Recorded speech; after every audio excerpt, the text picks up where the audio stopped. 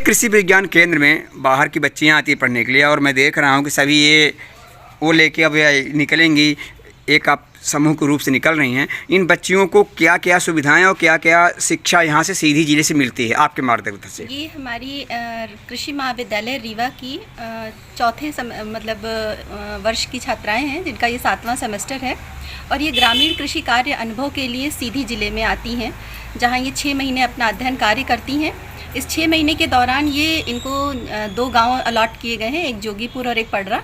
वहाँ जाकर के जितनी भी तकनीकी है उनकी खेती की, किसानी की, वो सीखती हैं और अपनी जो नई आधुनिक तकनीकी है वो किसानों को उससे अवगत कराती हैं, ताकि हमारे जो किसान हैं यहाँ के वो आधुनिक तकनीकों को सीख सकें और नए बीज बो सकें और नई तकनीकी से परिचित हो सकें।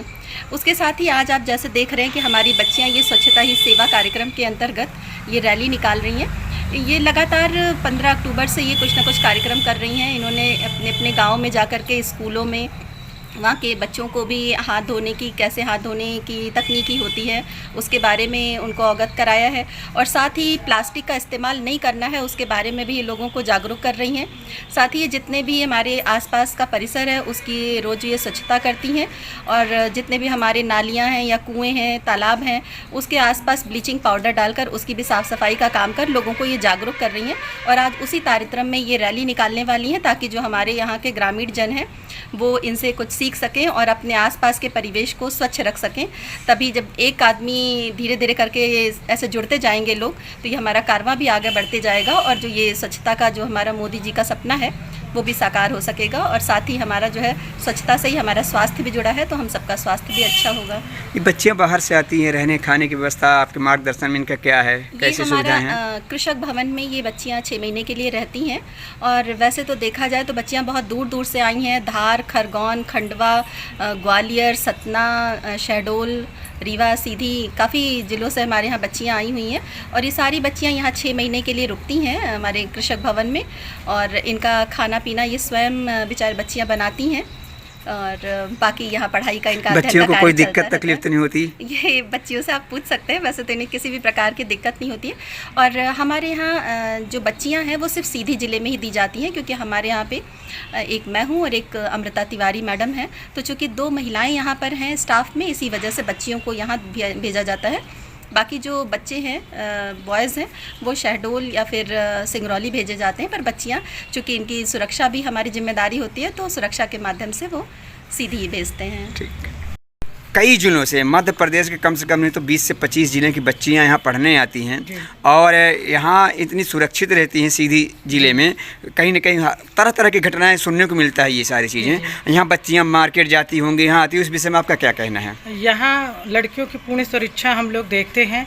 यहाँ इनको समय समय पर इनको हम लोग अवगत कराए कि किस समय आपको जाना है, किस तरीके से आपका गेट बंद हो जाएगा। जो भी सामान आप लोगों को लेना है, एक दिन यहाँ निश्चित किया जाता है कि आप संडे को यहाँ जाएंगे। तो वाहन द्वारा जाती हैं कि नहीं, ऑटो से जाती हैं, और कभी समस्या होती है तो हम लोग खुद भी लेके जाते हैं, कोई ऐसा नहीं। तो उनकी सारी सुरक्षाएं हम ही लोगों के उसमें हैं, और केवल इनको ये फिक्स किया गया है कि आप संडे को जाएंगी, जो भी आपको समस्याएं हैं, आधारभूत जो भी आवश्यकताएं हैं खाना बनाने की या मेडिसिन से संबंधित, आप लोग इस बार को लेकर आ जाइए। उसके सिवाय बच्चियों को इनका जो गाँव अधिग्रहित दिया गया है जोगीपुर और पडरा, वहाँ ये जाती हैं और वहाँ अपना काम करती हैं। और बाकी सुरक्षा के दृष्टिकोण से यदि देखा जाए तो हमारा सीधी जिला बच्चों के लिए सही है। इस वजह से हमारे जो निर्देशक हैं या डायरेक्टर हैं लड़कियों को सीधी जिले में भेजते हैं, ताकि इनका सही समय समय पर मॉनिटरिंग हो सके। हमारे रीवा महाविद्यालय से हमारे डीन साहब भी यहाँ आते हैं, इनका समय समय पर मूल्यांकन करते हैं और इनकी मॉनिटरिंग करते हैं।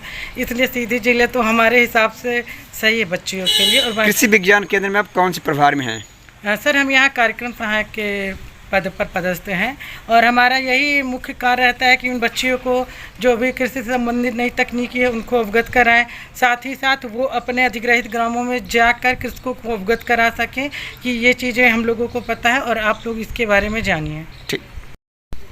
आप किस ज़िले से आई हैं? मैं कटनी ज़िले से आई हूँ। मेरा नाम दीक्षा सिंह राजपूत है। मैं रावे स्टूडेंट हूँ कॉलेज ऑफ एग्रीकल्चर रीवा से, और मैं यहाँ पे पिछले 1.5 महीने से रह रही हूँ। हमारा प्रोग्राम 6 महीने का होता है।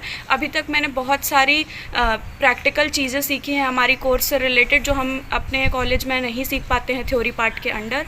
और KVK में हमें सारी फैसिलिटीज़ प्रोवाइड की जाती हैं और सब कुछ हमारे अकॉर्डिंग और कोर्स के अकॉर्डिंग ही होता है। क्या लगता है खाने पीने और रहने की सुविधाएं मैडम के द्वारा अच्छा रहता है कि कोई किसी प्रकार की आपको कमी महसूस होती है? नहीं, यहाँ कोई कमी नहीं है। अगर हमें कोई भी प्रॉब्लम होती है, हर फैसिलिटी अवेलेबल कराई जाती है। अगर हमें कोई प्रॉब्लम होती है, हम लोग मैम से कांटेक्ट करते हैं, वो तुरंत अवेलेबल रहती है हम लोगों के लिए। अब इसमें पड़रा और उस गांव में आप जाती हैं, 2 जगह जो प्रोजेक्ट चल रहा है आपका कृषि संबंधित, तो उसमें आपने आज तक क्या पहलू किया?